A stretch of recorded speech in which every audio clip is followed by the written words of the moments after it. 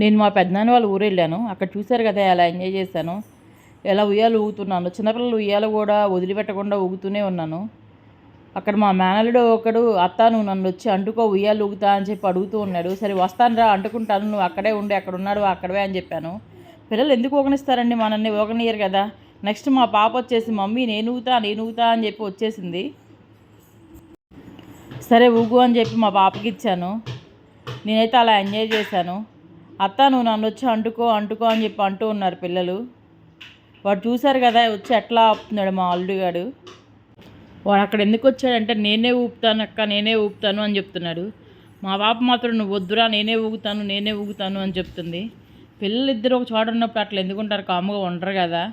వాళ్ళు వచ్చి వాళ్ళు ఊగుతూ ఉంటారు, అలా చేస్తూ ఉంటారు. నెక్స్ట్ మళ్ళీ నేను వచ్చేసాను ఉయ్యాల్లోకి. నాకు మాత్రం డౌట్, ఆ ఉయ్యాలు ఉండిద్దా లేదా అని చెప్పి. మా పెద్దనేమో ఉండిద్దమ్మా దానికి ఏం కాదు అని చెప్తూ ఉన్నాడు.